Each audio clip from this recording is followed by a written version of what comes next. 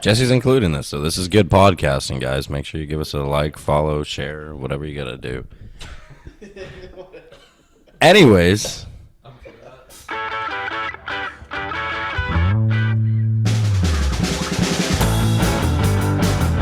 Welcome back to another edition of the Platoon Baseball Podcast. I'm joined by Jesse Paul, Reed Hansen, and Brady Aberly.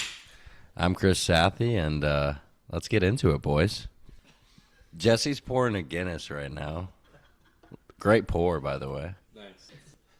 This is a live podcast. We have all four of us here in person. Usually we're all from our own places. Brady's in Bismarck, Jesse in the cities, and Rito and Fargo. So it's nice to get...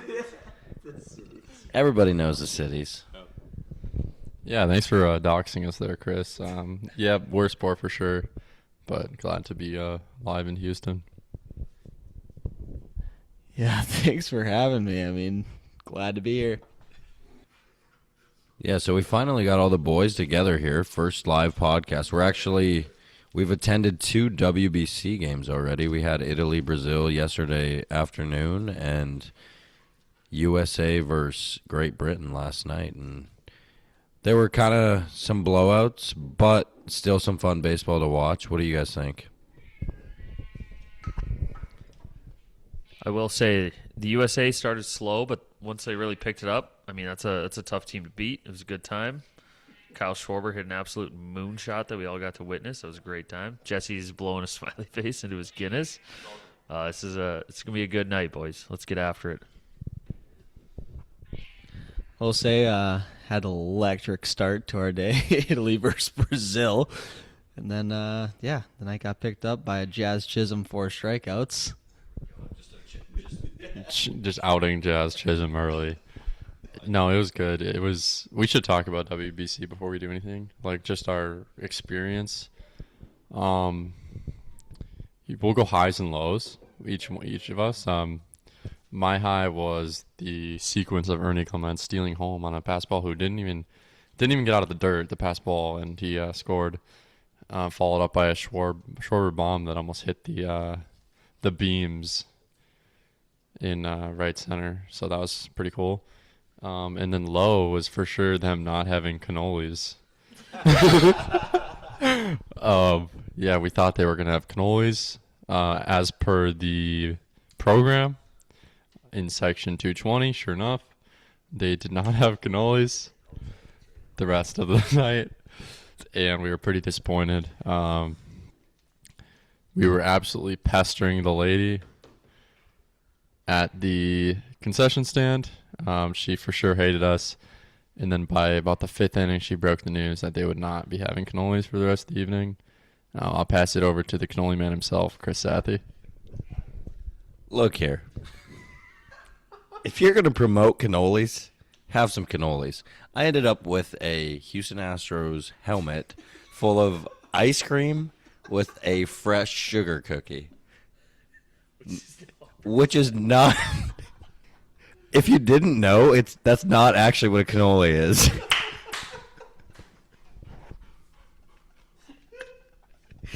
So, yeah, I'd say that's the low. The high, no, in all seriousness, the high, watching, I guess, being from the USA, obviously we're cheering for them.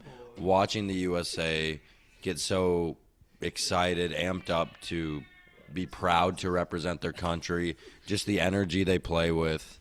It's unmatched, and I'm sure each team feels this way as well, but obviously the USA is a wagon. They dominated last night. Once you hit that 5th inning, it was game over. So definitely the highs, just watching these guys embrace their country, play great baseball. And for me, the low was, I don't know her name, but I asked her about 6 times where the cannolis were. You know what she said to me? He's going to check. He'll be right back. She fucking lied to me. No cannolis. I come back in the 6th inning. She's like, I can give you ice cream with a cookie on top. I'm like, hey, babe, if that's the best you can do, here we are. Let's do it and move on to the next. Rito. It was a great experience being able to watch World Baseball Classic in person, but I would say the high was probably Brady, Chris, and I getting to see our high school baseball coach also at the game, and it's pretty good time. And getting to talk to him after not seeing him for a little while was a pretty good time. And the low was probably us doing the Italian hand logo symbol, whatever, in front of a few Italians in the outfield during the Italy versus Brazil game, and didn't really realize they were behind us and very Italian, and that's probably on us. Look, those guys, they didn't even know who Miles Master was. You know what I mean? They didn't know Miles Master. And so if you don't know him, you don't know ball. Yeah, the high is definitely watching that Schwarbaum and also listening to the guys talk mad crap.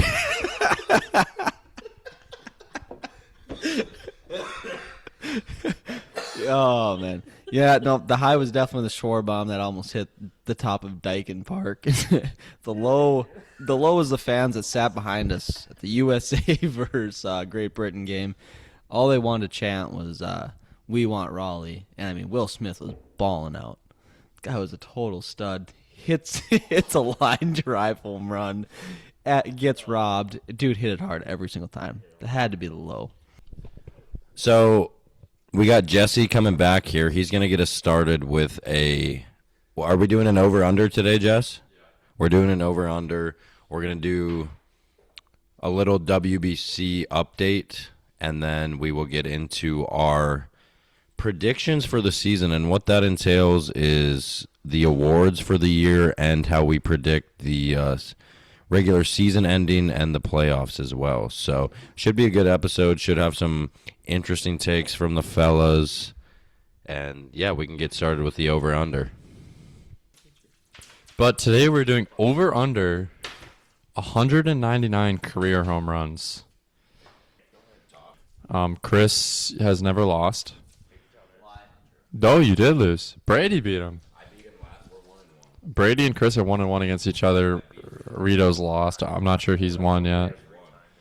And I'm still undefeated because I'm the game master is undefeated still. Okay. We're going to start it off. We're going to start clockwise, and then next round we're going to go counterclockwise.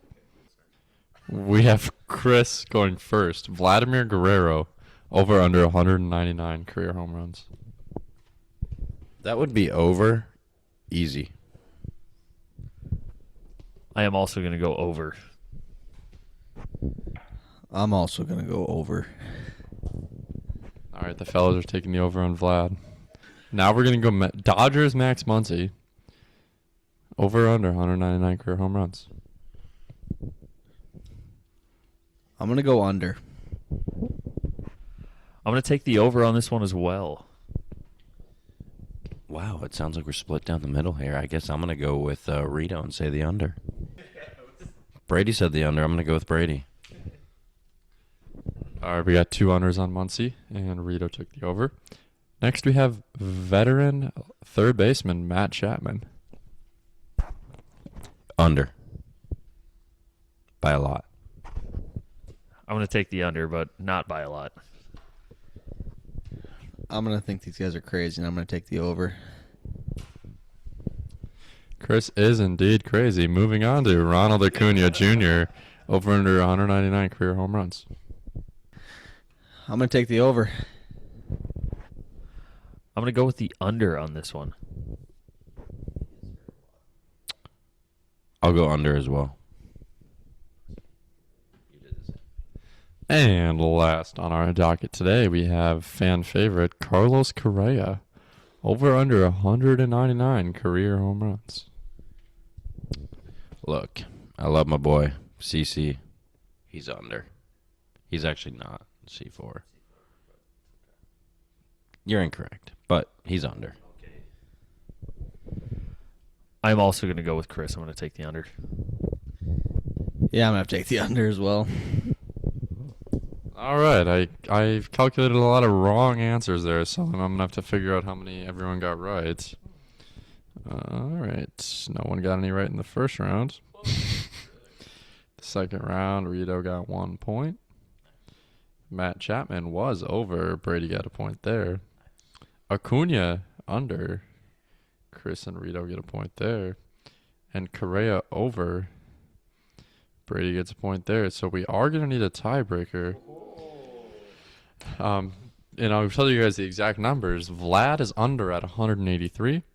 Muncy is over at 214. Chapman is over at 203.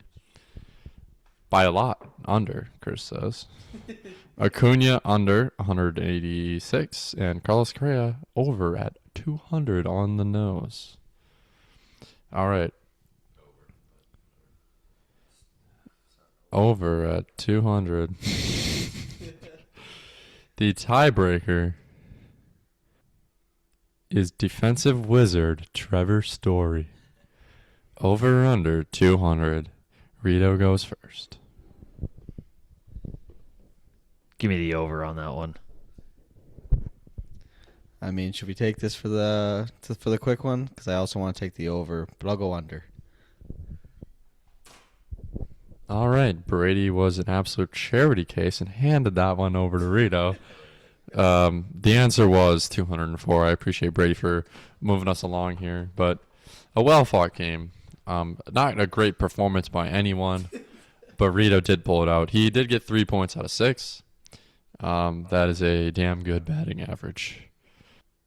That's all I got for the game. We moving on to predictions here? Reed has kind of laid out how this is going to go, so I will hand it over to him so he can track what everybody is saying and fill out the Excel spreadsheet.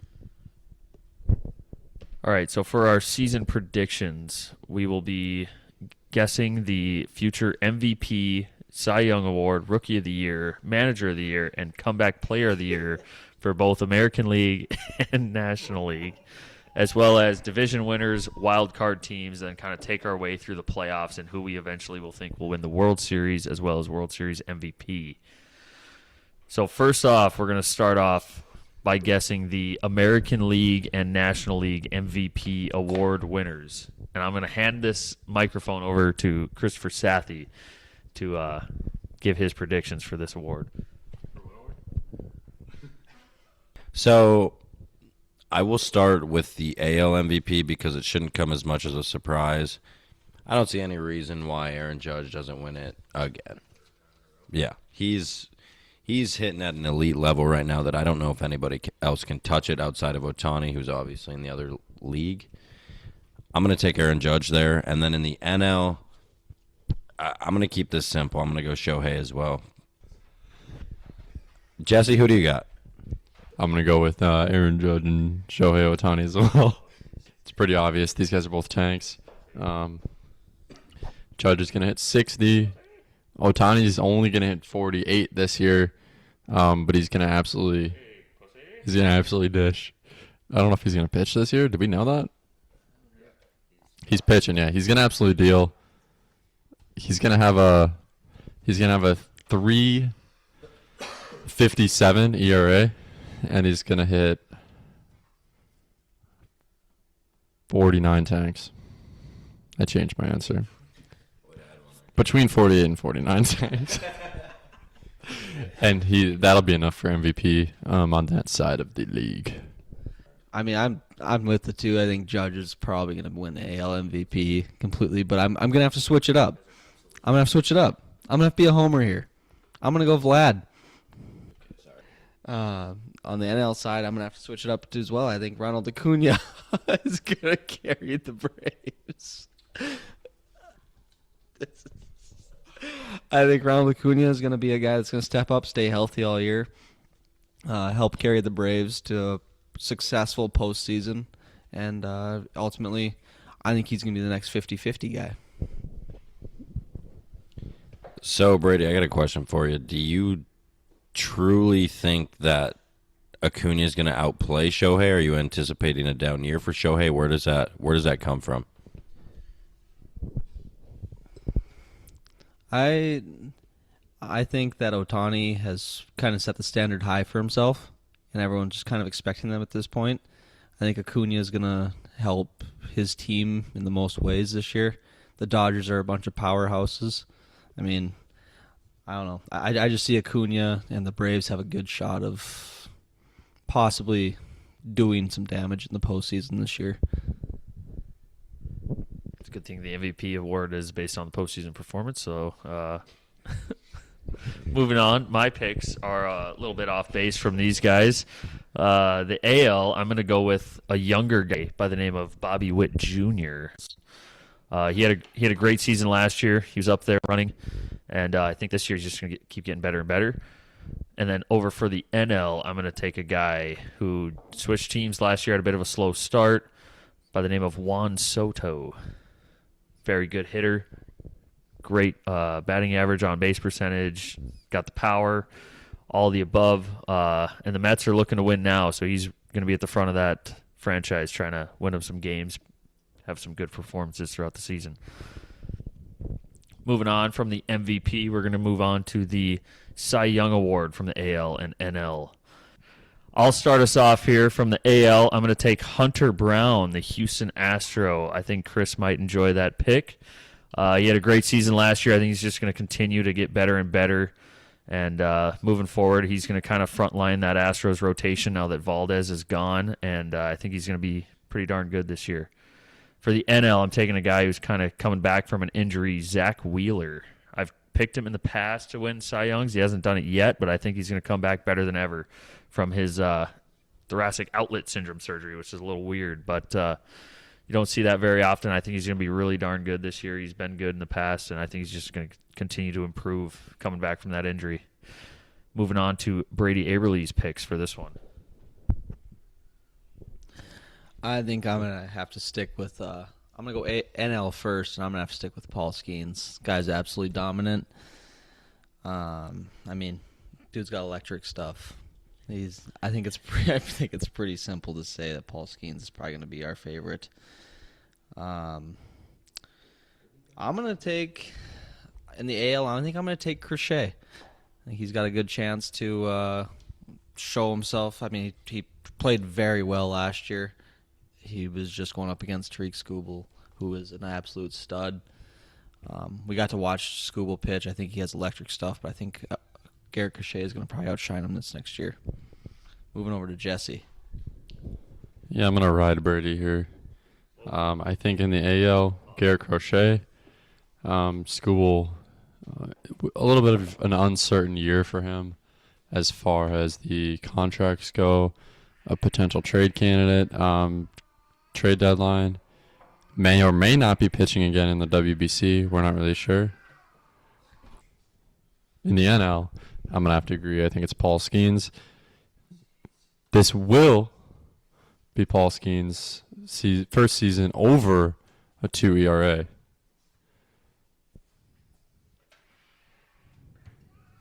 It'll be 2.10. Still low, but it will be above 2. Guys are going to be ready for him. 2.10 ERA for Paul Skeens will be enough to win the award. It's probably a good guess. I'm going to go a little different in the NL. I'm going to go newly acquired Met, Freddie Peralta, for the NL Cy Young. I've loved what I've seen from him over the last 2 years. He just continues to get better, good in the big moment. I think him and Skeens are going to be at the top of that race, but I think at the end of the day, Peralta's going to lead the Mets into a nice postseason run. And,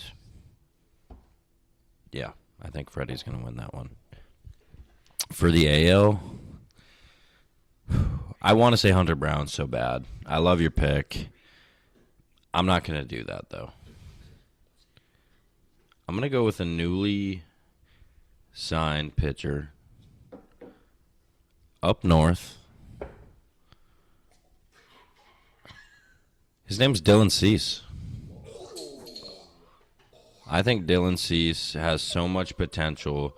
It's been a little rough ever since he's went to the Padres, but I think he knows he has this home for the next 7 years. He's going to be comfortable, especially in that rotation, especially in that lineup. I think Dylan Cease will be your AL Cy Young winner. Do you think that having quote unquote a 1A, 1B is beneficial for the pitcher as far as comfortability and like Dylan Cease's ability to adapt into the Toronto organization. Just because Gosman's been that guy for the last 3 years, and he absolutely dealt last playoffs. He's going to be coming into this season with confidence. Do we think that Dylan Cease coming in makes both of these guys better this season?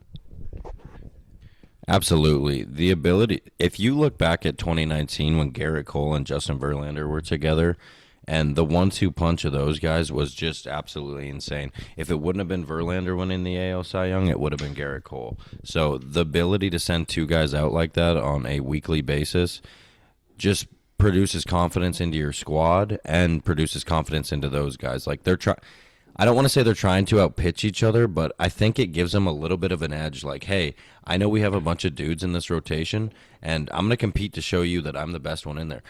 Think about this rotation, too. I don't have to tell you or Brady. I mean, you got Shane Bieber, you got Kevin Gausman, Dylan Cease, Trey Savage, Cody Ponce, KBO MVP winner, Jose Barrios, Max Scherzer. Like, there's guys on top of guys who can go out there and compete. These guys are competitive. These guys want to win. These guys are going to make each other better. I truly believe Dylan Cease is going to have one of the best seasons we've seen in a long time. So I got Dylan Cease and Freddie Peralta. I like the points that you made there. I think another thing too with like the 1A 1B conversation is like another thing to bring up is the lineup that they have behind them. Like you saw it last year, they really were able to put up runs against a really good staff, no matter who it was that they were facing between the Mariners, Dodgers, and everyone. Like that's just another thing to put behind that pitching staff to give them confidence to just go out there. Like they're going to be pitching with the lead more often than not, and no matter if they're the one or the two in the rotation, they're just going to be able to go out there and shove and kind of thing and not have to worry about it. As well as the fact that the Blue Jays have been well known to have one of the best clubhouse vibes and like camaraderie between teammates and everything throughout the entire league. So I think that's a really good pick by Chris there. I really like that one.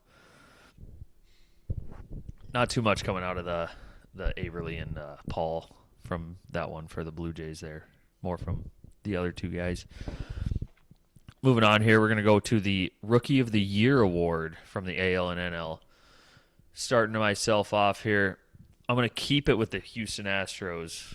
Tatsuya Imai, pitcher as well. I think him as well as Hunter Brown are going to lead that front end of the rotation and be very good in the AL West, who may not have the greatest teams kind of moving forward. You never know. Between Rangers and all them, Angels, Mariners, you never know. I think they'll be able to do very well throughout the entire season. And from the NL, I'm going to go with a Pirate here with Connor Griffin. He's been tearing it up in spring training so far, and I think he's going to be really good moving forward for the Pirates. They're a team to watch out for moving forward. Yeah, I really like your NL pick there. I'm going to go the same. Connor Griffin has been absolutely raking this spring. And I think he's only 20 years old. You know, Connor Griffin being the NL Rookie of the Year, every time I think about an up-and-coming player on the Pirates, I just think of when are they going to get traded? Isn't that sad? That's the initial thought that comes to my head is when a Pirates player comes up, he kills it, and it's like, when do they move him before they have to sign him to a long-term deal? But either way, I think Connor Griffin's going to make that team. He's going to be absolutely insane for the Pirates, give them something to root for, and be that winner. In the AL, I'm going to go with another guy up north. I'm going to go with Kazuma Okamoto. I just think he has the ability to change that lineup, especially in a lineup that is missing that Bo Bichette presence. He's going to give them the flexibility to put guys in different positions to succeed. He can play corner outfield. He can play third, wherever he needs to be. Am I wrong? First, third. He's never played outfield.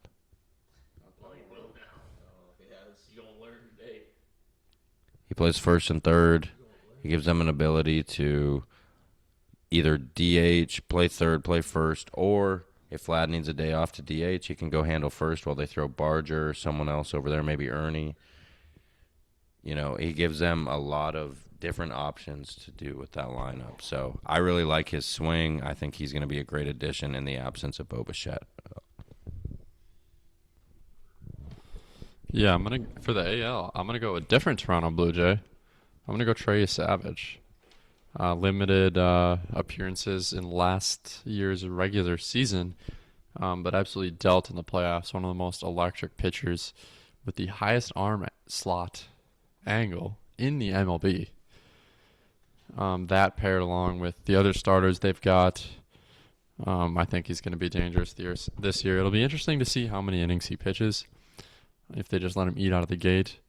Last season, he moved through every rank of the Toronto organization, so it'll be interesting to see how many innings they do let him pitch, since I think he only pitched around 100 last year. So I'm guessing they don't let him eat and throw 180.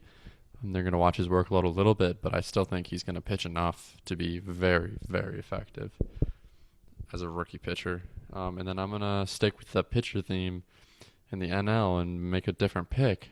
I'm going to go USA's own Nolan McLean. He pitched, I believe, 48 innings last season and had about a 2 ERA. Similar to Savage, it'll be interesting to see if other teams can get a book on him and if that'll make him less effective, or if he will continue to develop. He's got electric stuff, so it'll be interesting. But I'm riding the pitchers this year for Rookie of the Year. I think I'm going to stay with the NL and have to go Connor Griffin. The guy's been absolutely destroying the baseball in spring training. I think he's probably an early favorite to win the NL Rookie of the Year. So I think that's probably going to be the easiest pick for me today. For AL, I'm going to switch it up, and I'm going to go Kevin McConaughey. Young Detroit Tigers team. They're going to have a shot to probably win the AL Central this year. He's also just destroying baseballs in spring training and looks to probably be, in the middle of the year, I would say probably favorite to win it as well. So I'm going to stick with Kevin McConaughey. And those are your Rookie of the Year award winners. Moving on, our next picks are going to be the Manager of the Year. And I will start us off here with the Athletics manager, Mark Kotsay, leading the A's to the postseason for the first time in many, many years. I think they've got a very good young team moving up. They've got Nick Kurtz and Jacob Wilson leading the way, and they got some good guys coming out with the rotation in the pen. I think they're going to be kind of a sneaky team in that AL West, kind of moving forward here. For our NL manager of the year, I'm going to go with the Chicago Cubs manager, Craig Counsell.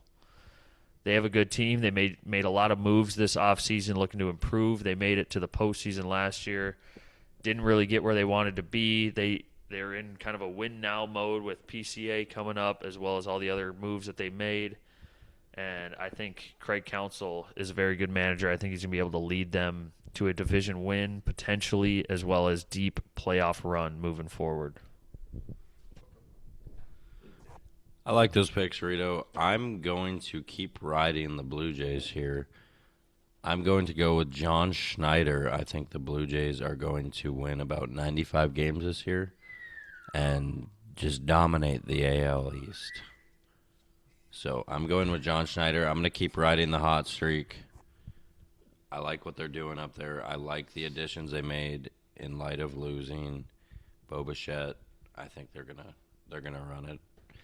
For the NL, I'm going to go with...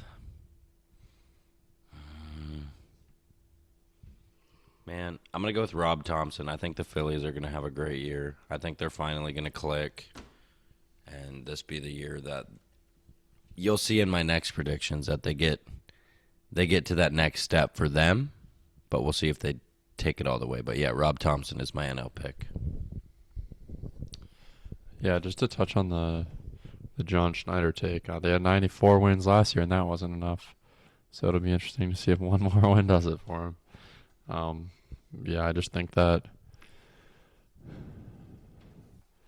The payroll is used against the manager of the year pick. So I just don't think John Schneider will ever win one personally. But no slight to him. I just think it's the way the votes kind of fall. But I'm going to go with the team who had 90 wins last season. I'm going to go Mariners' Dan Wilson. I think they are going to be the team that improves in the AL, not the Blue Jays. I think they look really dangerous this year with the offseason they've had. Not a ton of changes, but a couple of adds. So I could see Dan Wilson winning the AL side. And then the NL, I'm going to go Atlanta Braves' Walt Wise. Is that how we're saying it? All right.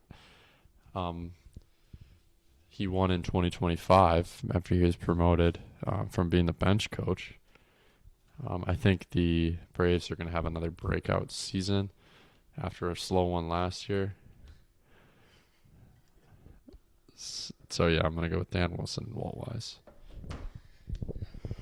All right, I'm going to stick with, I think, the Tigers. I think the A.J. Hinch going to probably squeak this one out. They probably going to be the early favorites to win the AL Central, like I said earlier.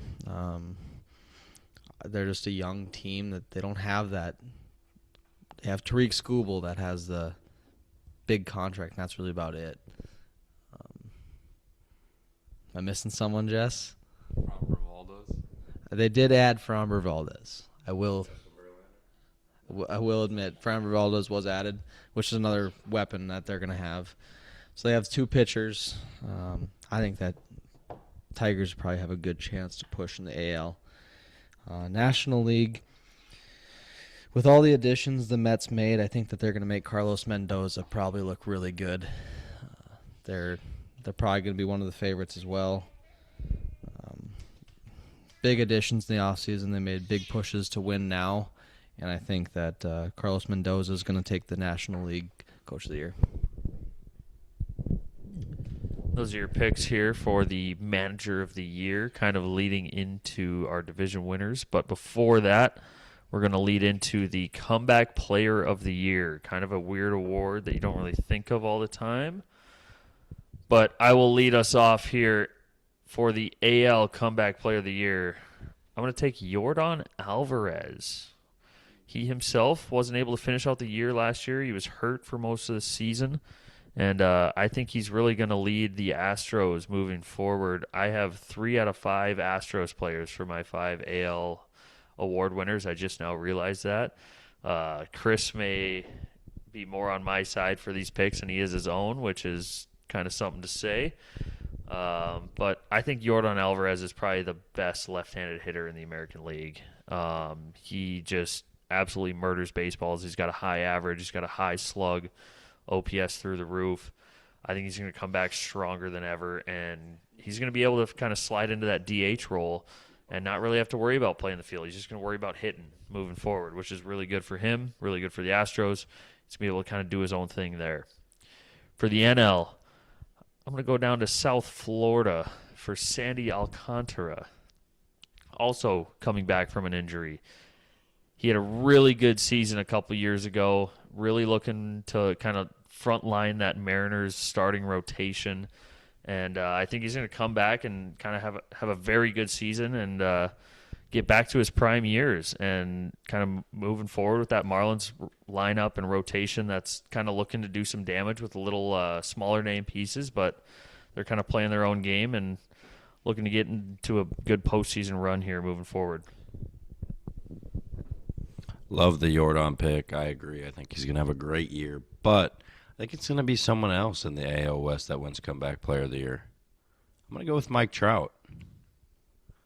I think he's going to come back, have a little late resurgence. You know, he's in a spot where he's still never been out into the playoffs outside of 2013, I believe, and he wants to get back there. So hopefully it's a resurgence that allows him to maybe end up on a different roster. But either way, I think he's going to be the AL Comeback Player of the Year. He just has, it's Mike Trout. How do you not expect him to be one of the best players every day he steps on the field? So I expect him to get back into that form. If he can stay healthy, that's always the question with him. But I think for 2026 it'll be Mike Trout. And for the NL, I'm going to take Brewers' Brandon Woodruff. You know, he's been out for the last at least year and a half, maybe even 2 years, battling injuries. I think he's now going to come back and headline that Brewers rotation now that Freddie's gone. He's going to come back, have one of those seasons where we see him top 5 in NL Cy Young voting. I just really like his stuff. I like what he can do, his ability to shut guys down from a fastball and off-speed standpoint. He has good stuff, but he can also blow it by you too. So those are my 2 picks, Mike Trout and Brandon Woodruff. I'm going to go a bit of a different route here. With the AL comeback player of the year, I'm going to go Adley Rutschman, a young player who had a little bit of a down year last year. Not a bad season by any means, but I think he's really going to take a step forward with the additions to the lineup that they've made, including Pete Alonso. I think that's really just going to free up Adley Rutschman. And then with my NL pick, I'm going to go Zach Wheeler. He's coming back from injury. Reports are yesterday that he's feeling strong. He's probably not going to start the season, but come in a month or 2 in. None of the Phillies pitching staff really did well last season, so I think they're all going to step up again this year. So Zach Wheeler, I think he's going to have a great year. I'm not in doubt of that at all. What do you think justifies him I think a better question is what justifies a player being comeback player of the year, because Zach Wheeler had a good year. He pitched quite a bit last year. I know he was hurt towards the end of the year, but I just don't know, like Brady just told me, he pitched in 24 games. I don't know if that's enough for him to make that case. Do you have any concerns with that? Yeah, I guess I really don't know what there's not really a qualifier for what makes a player eligible for comeback player of the year, right?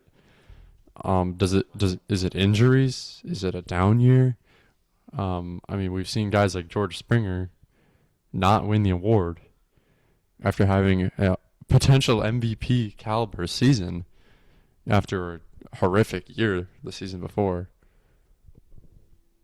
I agree. I think George probably should have taken home that award. I think we got into a little bit of a name bias with Jacob deGrom, which is fine. Jacob deGrom's great.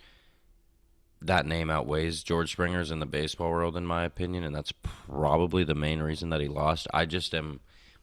I'm hesitant to say a guy who throws in 24 games, makes 24 starts, is going to win a comeback player of the year, because he missed 7 starts, 8 starts?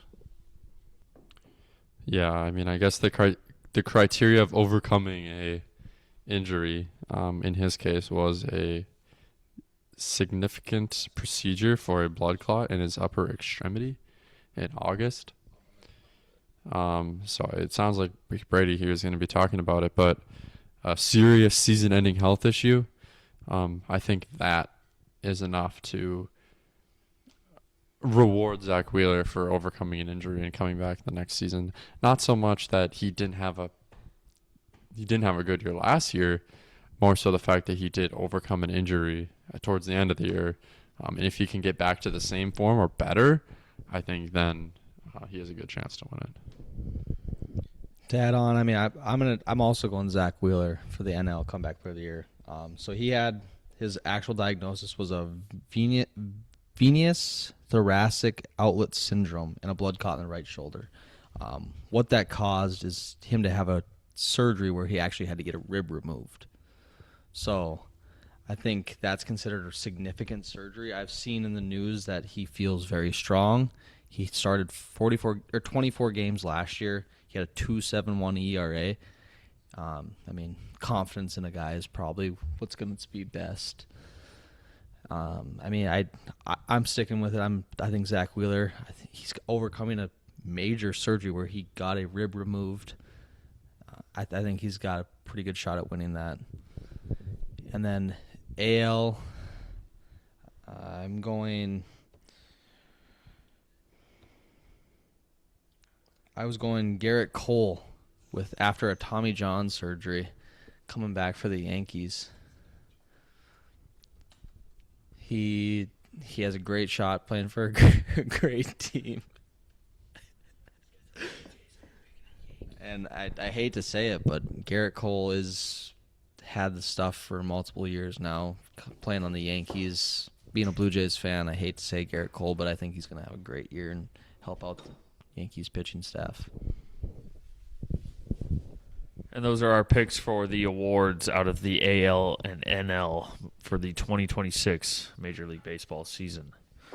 Moving on now, we're going to pick our division winners for all 6 divisions across the American and National League. Starting us off, I will take the AL East division winner, Toronto Blue Jays, to continue their domination over the American League East teams. With the American League Central, I'm going to take the Kansas City Royals. Sadly, my Twins are looking to just be absolutely terrible this season, and they're going to be competing for the number 1 overall pick next year. So I'm going to take the Kansas City Royals for that one. Moving out to the American League West, I'm going to keep it in Seattle for the Seattle Mariners. Sorry, Chris. The Astros aren't going to do it this year. They didn't do it last year. Big dumper, and the Mariners are going to keep it moving forward. For my NL East pick, we're going to go to New York for the New York Mets. Adding Bo Bichette over there to play third. We'll see if he's actually able to play defense or not. Who knows? Moving forward, well, he's kind of doing the spring training stuff to try to figure it out. Doesn't look great. Who knows? I think they'll be able to overcome that with the bats they have in the lineup. Moving to the Central, we're going to take my NL Manager of the Year award-winning team, the Chicago Cubs, to win that NL Central. It's probably going to be between them and the Brewers. The Pirates and the Reds will probably put up a decent fight. They'll more than likely be a wild card team if they do end up making the playoffs. And then out to the West, I think everybody has the same pick here. It's going to be the Dodgers, right? It's going to be the Dodgers. I mean, they have everybody on the team. So we're going to keep it pretty simple out in the West. And those are my 6 division-winning teams. Yeah, I think you had a good set of teams there. I'll start out in the AL East as well. I'm also going to go with the Toronto Blue Jays. Like I mentioned, I think they're going to win about 95 games next year. Just be the team that we saw they were last year as well. You kick it over to the Central. I'm going to go with the Detroit Tigers. I think A.J. Hinch is leading those guys to that next level. Maybe I'll even say I'll see him in the ALCS. I don't know. We'll see. We may be getting ahead of ourselves, but I think A.J. Hinch has those guys ready to roll, especially with Tarek Skubal going into a contract year. That boy is going to be dominant, and we may be eating crow here because I don't think any of us picked him for the Cy Young winner in the AL. So we may be eating crow here, but I'll kick it over to the AL West. Pains me to say it. I don't want to say it, but I'm going to say it. Seattle Mariners are going to win the division. They got a squad that I don't know if we can compete with. I don't know if the Rangers can compete with, and I'm not too worried about the Athletics and the Angels. So I'm going to kick it back over to the NL now, NL East. I'm going to go with the Phillies. They're going to win 98 games this year. You can write that one down, Rito. I think they're going to be the dominant team. I think the Mets are going to be nipping at their heels the entire season. I love what the Mets did this offseason. I just feel like this is the Phillies' year that they are going to take that next step. Kicking it over to the Central, I like your pick of the Chicago Cubs, Craig Counsell, and Alex Bregman. Like I said, Craig Counsell, Alex Bregman. They're going to have some of their starting pitching back that they were missing last year. PCA coming into his sophomore season. Hopefully we don't see a sophomore slump, but I still anticipate him to be a great center fielder for them. So, excuse me, sticking with the Cubbies. Going out to the West. Man, I hate the Dodgers. I hate the Dodgers. And I think I hate Kyle Tucker. I think I hate Mookie. I think I hate Mookie Betts. I think I hate Freddie Freeman. Whoa, that's too far. I think I hate Will Smith. We want Raleigh. No, I'm just kidding. It's just crazy that the team they have. It's like watching the Avengers on a day-to-day basis. That's it. They're the best. There's no one else that competes. So I'm gonna go with the Dodgers in the NL West. But they didn't win. Yeah, AL East, I'm going to go with the Jays. For us to say that they're going to continue their domination is a little silly, considering they won on a tiebreaker last season by 1 game. But I do think they're going to win. They are losing Bichette, but they are adding Akamoto and quite a pitching staff. AL Central, I'm going to go with the Tigers. I think the 1-2 punch of Valdez and Skubal will be able to push them into the number 1 spot in the AL Central once again. I do think it'll be interesting to see if they decide to move on with Skubal and who they would potentially get in return. But I think they win the division nonetheless. In the AL West, I'm going to go with the best team in the AL, the Seattle Mariners. They had a great end to the year last year. Fell just short to the Blue Jays, but with the offseason they had, I think they're only going to get better. Moving on to the NL, in the East, I've got the Mets. I think the add of Bo Bichette, like we mentioned, is it's going to be really beneficial for that Mets team. NL Central, I've got the Cubs. The addition of Bregman and Cabrera as a duo in the infield and on the mound is going to be enough to really put them over. They were looking for a little bit more of a pitching staff, so I think Cabrera is going to help them out and hopefully be their ace moving forward. And then the NL West, like we've mentioned, we should be talking about who's going to finish second, because the Dodgers will be finishing first. Moving on to Brady, sorry for the boring picks. I think the only arguments really to be had is maybe in the AL East or potentially the NL East. I think the East are the closest divisions. I'm going to start with ones that we know are going to be probably the same. NL West, I mean, we can't argue. It's going to be the Dodgers. Not even going to waste any more breath on that. NL, I'll do the NL Central next, and I'm going to switch up on this one, and I'm going to take the Brewers again. They lost Freddie Peralta, but I still think they might have enough to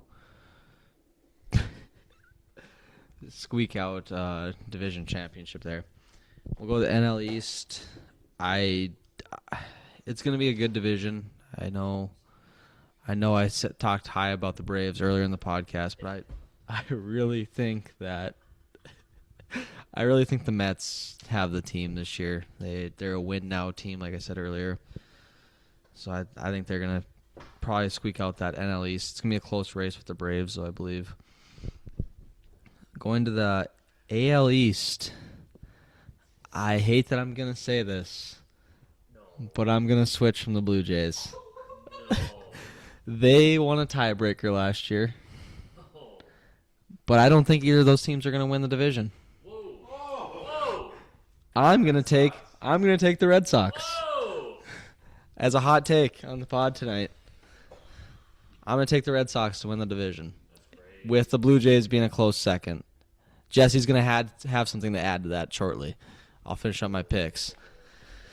AL Central, AJ Hinch is going to win Manager of the Year. He's going to lead his team to the playoffs. He's going to be. I think the Tigers are going to win that division with being close to the Guardians. AL West, the Mariners were absolutely electric last year. I'm going to have to stick with the Mariners. They made some great additions, didn't lose much. So I'm going to stick with the Mariners on that one as well. Jesse, I think, has some to add about my AL East pick, though. Yeah, I appreciate the bad takes for the cold opens. No, I don't think it's a bad take. I think we're overrating the Blue Jays, to be quite honest here. The way they got it done last year is just so chippy. I mean, seriously, what the fuck is happening right now? My two Blue Jay riders are just abandoning ship here. We picked the Red Sox. Who the fuck did they add? The rotation. Who's their third baseman? Caleb Durbin? Yeah, I'm disrespecting Caleb Durbin because it was Rafael Devers, then it was Alex Bregman, and now it's Caleb Durbin. Mismanagement of the roster continually. That's true. I will say the rotation looks great, but outside of that, I'm not too excited about the Red Sox. And I'm surprised to hear the uncertainty of the Blue Jays. Is that just you don't want to get too high on their season and not expect too much, or what's going on here, fellas? I think that I picked the Blue Jays to win. I think they're going to win, but I think it's going to be close. The fact that 3 out of 4 of us picked that in probably the best division in baseball is, quite frankly, crazy. And as far as the Blue Jays riders abandoning ship, I don't think we have. But that's quite the take coming from the guy who picked, let me check, the Mariners over the Astros. But, no, I just think it's going to be close between the Yankees and the Red Sox. And who knows, maybe even the Orioles have a chance of winning that division. I think it's going to be close, and I'm not sure the Blue Jays got much better, considering that they lost Bo Bichette and the bullpen still doesn't look great. First of all, the Astros lost the division last year, and I don't think they got much better either. So that is why I don't think that's too crazy. I don't think that's too crazy of a pick. I think it's crazy to see what the Blue Jays did last year, unless you're trying to tell me last year was an outlier. Are you concerned? I mean, are you concerned that it's an outlier? I'm not concerned it was an outlier, but I do think it was the perfect storm of players stepping up in big situations. We saw Miles Straw have a monster year. We saw Bo Bichette come back in the middle of the season, hit very well. We're looking at a team who brought in Santander last year who didn't do anything. Anything. And now he's potentially not coming back until the end of the year. No, it shouldn't matter. I'm just saying that the players that they're missing aren't going to provide any boost for the Bichette bat that's gone. We only have Akamoto, who you potentially picked for a rookie of the year candidate. We don't know what he's going to be like in the MLB. So I certainly think there is uncertainty. But like I said, I don't think they addressed the bullpen enough. But here's Brady to talk about the Blue Jays. I can't remember who said earlier, but AL East is probably the best division in baseball. And that absolutely the best division. I mean, you got the Red Sox, who are always contenders. I understand they lost some players. They are mismanaging their lineups. I think they're going to have a couple of young guys step up. Their starting rotation is absolutely phenomenal. But we have the Red Sox, Yankees, Blue Jays, and the Orioles that are probably all arguably potential to be playoff contenders, and I think it's going to be really close in the end of the AL East race. So like I said, I think the Blue Jays, we got on a high on them last year. They're young. They have a lot to prove still. They added some really good pitching, but their bullpen is still weak, and that's why I went the Red Sox. I hope for your sake, Brady, you are incorrect, and the Blue Jays keep on winning. Let's kick it back to Rito here for maybe some playoff baseball. And those are your division winners for the 2026 MLB season. Moving on, we are going to pick our 6 total wild card teams. So 3 teams from the American League, 3 teams from the National League to face off in the first round of the playoffs with the 3rd remaining division winner. Starting us off, I will take our 3 American League teams. I am going to choose the New York Yankees, the Cleveland Guardians, And a bit of a sleeper pick, I feel like. I'm going to take the Sacramento Athletics to make it into the postseason this year. Yeah. Yep. They're playing in Sacramento. What are you talking about?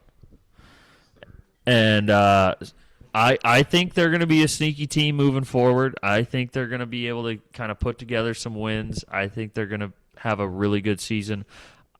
We're going to have Mark Kotsay, Manager of the Year, lead this team into the playoffs in 2026. Moving on, we have the National League wild card teams. I am going to choose the Philadelphia Phillies. They're just going to keep on doing what they've been doing the last few years, even with the subtraction of Nick Castellanos in the offseason. I think that almost might make them better. Be able to bring up some guys from the minors, a little bit better on defense. Who knows, maybe a better bat, a little more consistency throughout the lineup. Kyle Schwarbaum is just going to keep hitting tanks for him, moving throughout the year. Second National League team, going to pick the Atlanta Braves. Ronald Acuna Jr. is going to lead that team to a postseason run. And then my third and final National League wildcard team is going to be the Milwaukee Brewers out of the NL Central. Those are my 6 wildcard picks, and they are going to be the postseason teams. All right. We'll start with the AL again. Going with the AL East, I'm going to take the Blue Jays. I think we're going to see the Yankees miss the postseason for the first time in a while. And then in the Central, I think we're going to see the Guardians. They picked it up really late last year. They were hot. I think they're going to be I think it's going to be a close finish between them and the Tigers in the Central. In the West, I'm not going to go a crazy take and take the Athletics here. I'm actually going to take the Texas Rangers. That might be a crazy take, but we're going to take a wild one. And then in the NL West, I'm going to take the Padres. The Guardians. Yeah, I suppose are probably 2 hot takes. Yeah, you know what? I am going to switch it. All right. You could take the Yankees and the Blue Jays. I'm going to take the Yankees and Blue Jays. Yeah. All right. My American League for the wild card will be the Blue Jays and then the Yankees. And I think the Guardians are also going to sneak in there, being a solid AL Central team. From the National League, I think we're going to see the Braves sneak in there with, like I had said earlier, a very strong candidate for Ronald Acuna playing well in the postseason. I think he's going to sneak in there with a wild card team. I think we're going to see the Brewers as well. I think the Phillies are also going to sneak in from the East. Very strong on the AL and NL East here, I see, which are 2 very strong divisions. Moving on to Jesse, we'll see what his takes are. Yeah, I like those takes. I'm also strong in the AL East. I'm going to go with the Red Sox and the Yankees from my AL East. And then I think the Central Guardians are going to get in as well. I think they're going to have a better start, or a better finish to the season, I should say. And they won't have a historic collapse this year. And I think the AL East is going to be as strong as ever. I think the Orioles are going to be the next team that I was kind of questioning to get in. So we'll see if they get in over the Guardians. When's the last time 3 teams from one division got in the wild card? It's not as rare as I'm thinking. I think it's possible that the Orioles, Red Sox, Yankees, or Blue Jays are 3 of the wild card teams. So it turns out that Brady picked the Brewers twice. He wanted the Cubs for the wild card. A bit of a drunk typo by Brady. I'm gonna go NL. I'm gonna go Phillies, Brewers, Braves. Can I get a double check that I didn't say the Brewers twice and I said the Cubs? Yeah, I had the Cubs. So I'm gonna go Phillies, Brewers, Braves. Like I said, I think the Braves are gonna have a huge year. I think they're gonna be atop of the league along with the Dodgers. I think the Brewers will get it again. Just the amount of players they have step up is unbelievable. And then I'm gonna go Phillies this year to have another solid season. Great picks, maybe not by Brady. Doesn't know who he took. Have another Miller Lite, bud. No free ads though. Great. I'm sipping on a Miller Lite here, man. It's crisp. Man, it's great. No, I'm just kidding. Sponsor us, Miller Lite. Baseball podcast. I don't think you're in that game yet. It could be us. Platoon Baseball Podcast. Follow our Instagram and Twitter. No, but I don't think I have to do much of an explanation here. Like, I'm the man of this podcast. I know the answers in and out. So here you go. You ready? I got Yankees, Royals, and the Orioles. I'm high on the Orioles. I think they're going to get back into shape. The Red Sox do not make the playoffs. I love Roman Anthony. I don't think the Red Sox make the playoffs. Like many know, baseball is more of a who you got in each position, not who you got at the top. You think so? Jesse's doesn't have the mic now, but he's telling me that it's comparable to the Blue Jays rotation. I don't disagree. I do think the Blue Jays edge them out, but correct. I think the top of that division's rotation goes Blue Jays, Red Sox, Yankees. Yeah. Well, that doesn't mean I have to. Doesn't mean I have to say they have the top 3 rotation. Anyways, we're going to kick it over to the NL. I'm going to go Mets, Brewers, Giants. Yes, Jesse just said Arias Carey. That's my only reasoning. It's Arias Carey. He did hit 2 tanks. 450 slug from Jesse. He's predicting that. Why don't you write that down, Rito? I went Mets, Brewers, Giants for my NL teams. I don't think there's too many questions when it comes to that. The Giants, maybe. I think the Giants, out of all of those, are probably the most questionable. But I like some of the additions they made this year, and I think they're a candidate, man. I think we're gonna have some fun Dodgers Giants series as the year goes on. So I'll kick it back to Rito. Moving on, we have our American League and National League Division Series matchups. This is not a prediction of who faces who, but more so of the 4 teams that will be in the American and National League Division Series. So it does not matter who you say first or last, just as long as you have the 4 teams in the Division Series. I will go ahead and pick the Toronto Blue Jays, the Seattle Mariners, the Kansas City Royals, and the Cleveland Guardians in my American Division Series. For the National League, I am going to pick the Cubs, Dodgers, Phillies, and the Braves to face off against each other throughout the NLDS. Those are my 4 teams across both leagues. Moving on to Christopher Sathi. For me, I'll start in the NL. I'm going to go with the Mets, Phillies, Cubs, and Dodgers for the NLDS. And then kicking it over to the AL, I'm going with Blue Jays, Tigers, Mariners, Orioles. Any takes on that before I kick it over to Jess? No, we're good here. Oh, Brady's going to go here.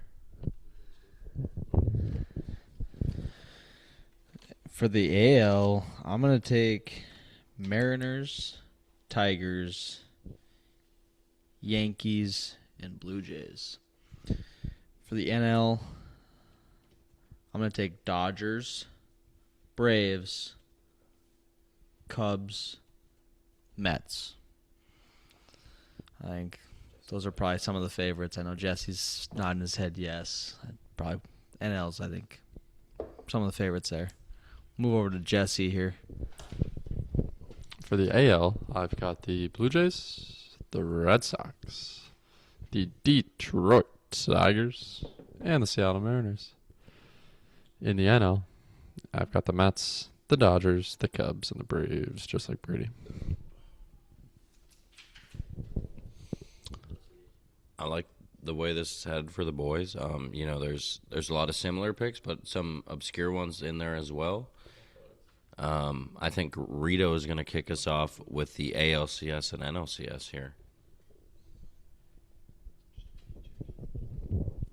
My ALCS teams are going to be the Mariners and the Blue Jays. I think they are going to repeat this past season in the American League Championship Series.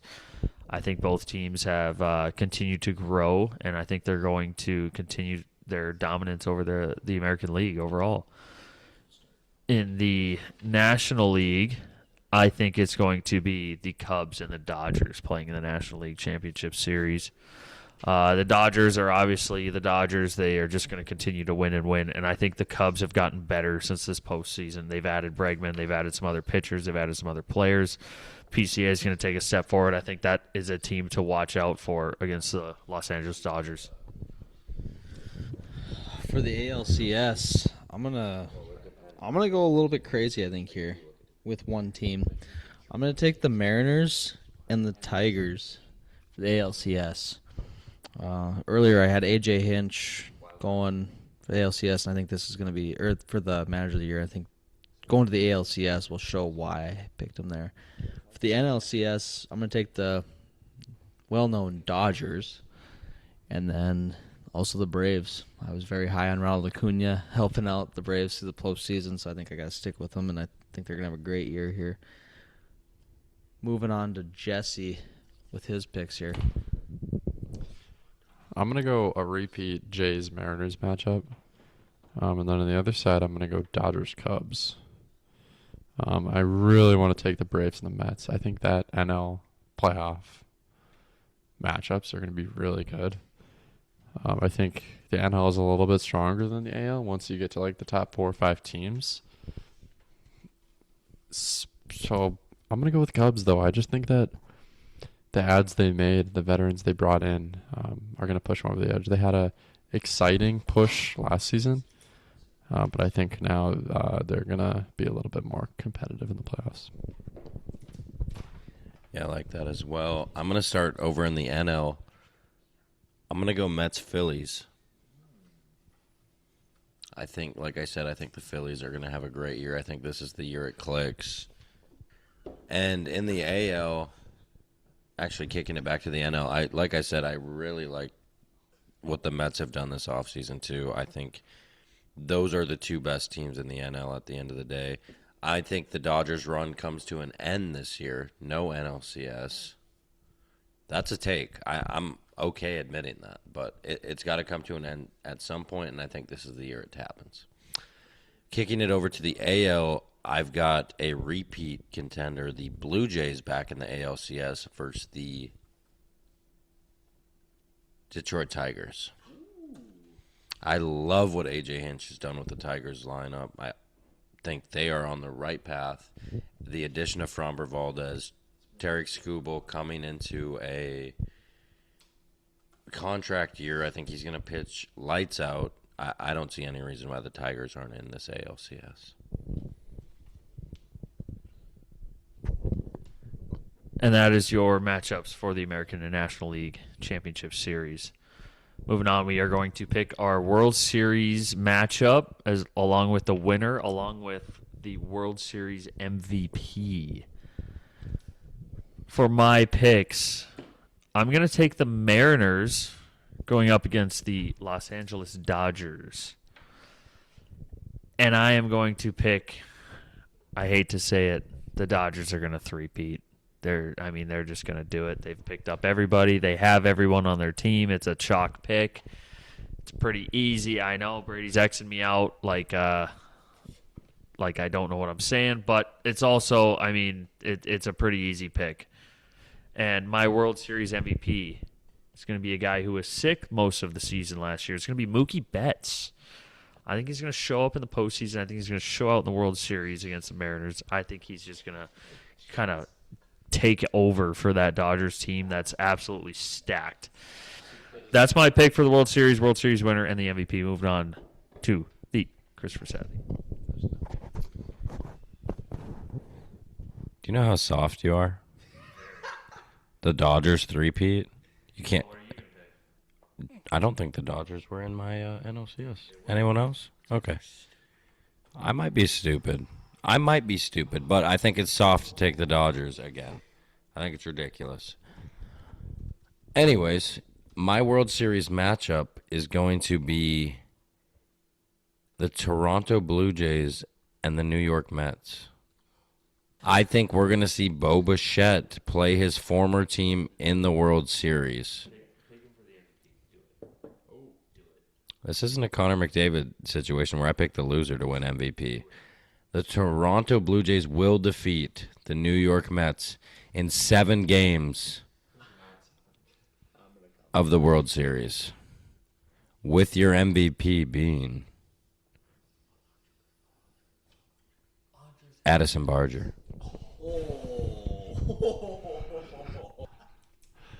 Addison Barger, dude. Oh my God, dude, what a big time player he is.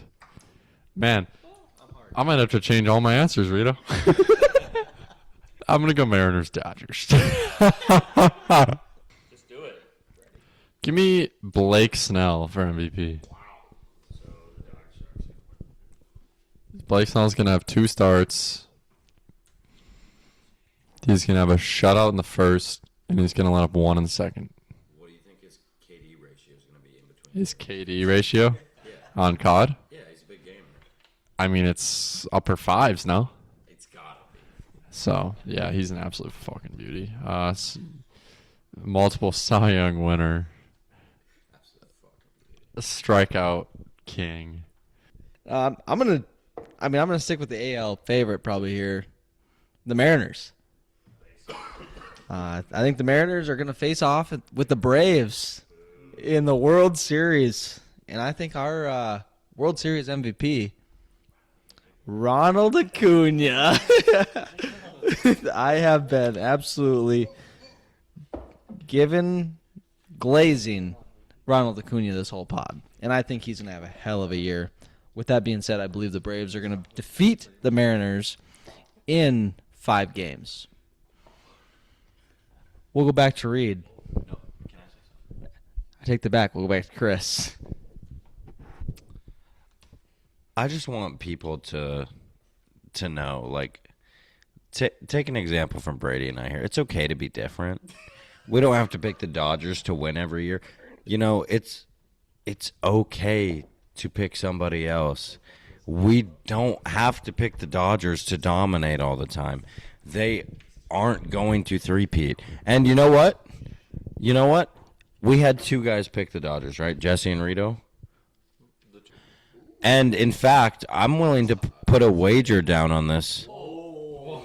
We do not condone gambling. Like, you can only gamble if it's legal in your state. But we're going to gamble because we're in Texas and it's legal here. It's actually not legal, but it's legal in my house because I'm the fucking rule maker here. I will bet both of you $100 the Dodgers don't win the World Series. The Dodgers versus the field. Win the World Series. Yeah, you both took the Dodgers to win the World Series. You're just going Dodgers versus the field. Scotty Scheffler versus the field is like plus 500.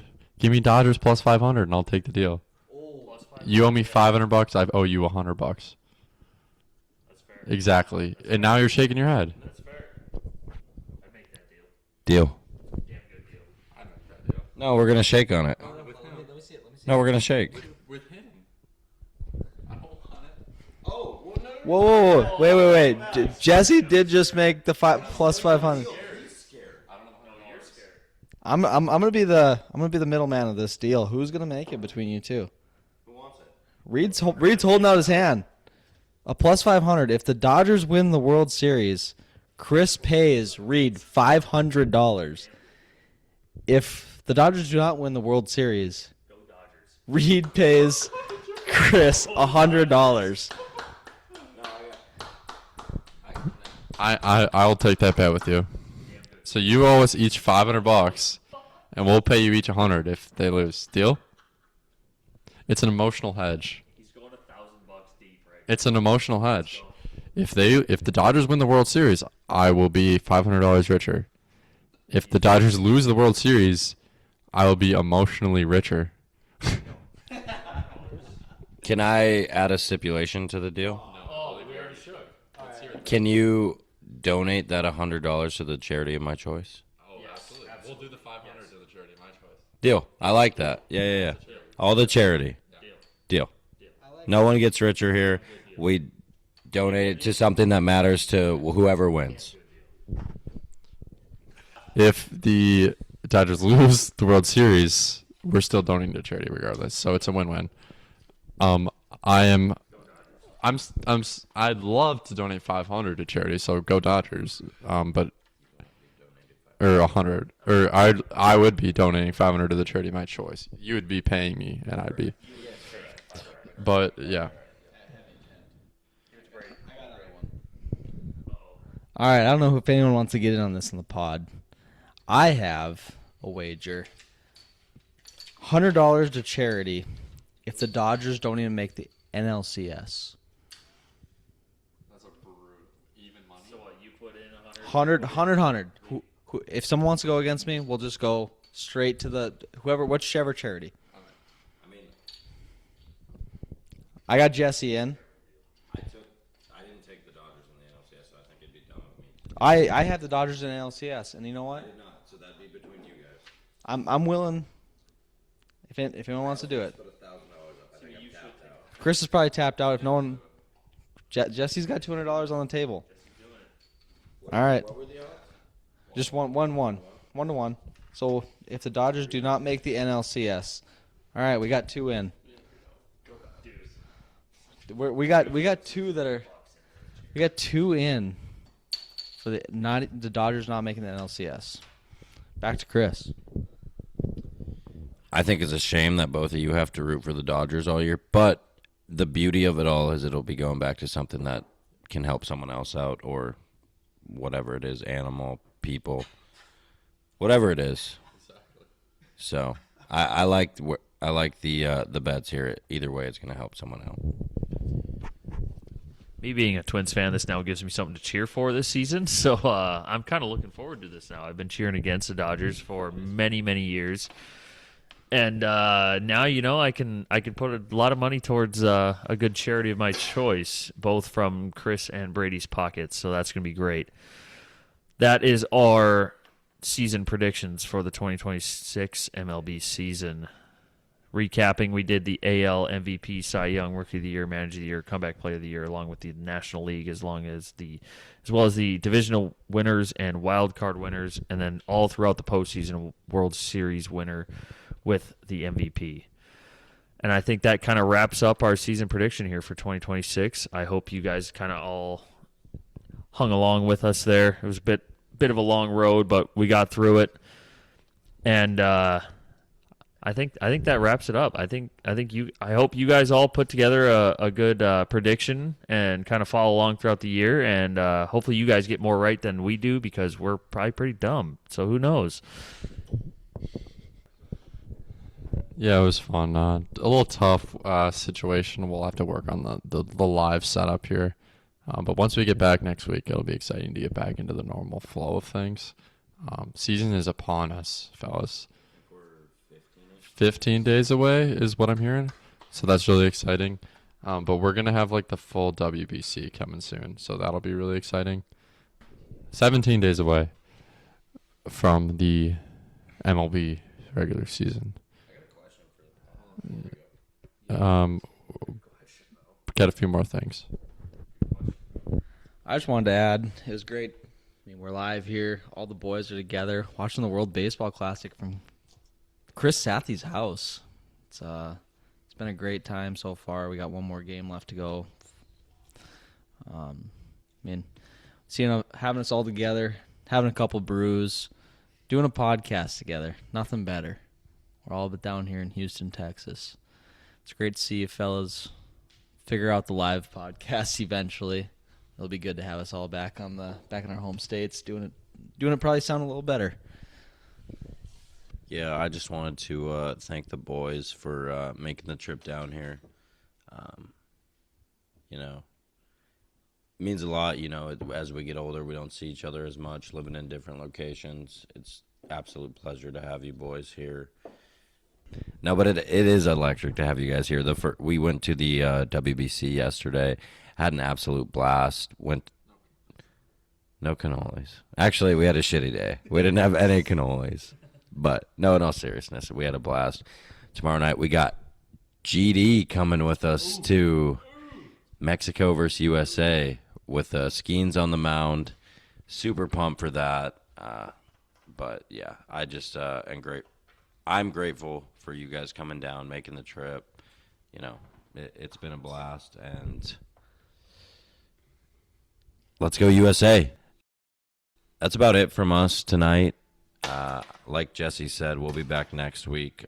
We will continue our positional rankings going into 2026 with the shortstops. And the boys will be home, which will be a little sadder. It'll probably sound 10 times better, but I'll have a little tear in my eye just seeing them pop up on a Zoom camera instead of an in-person pop.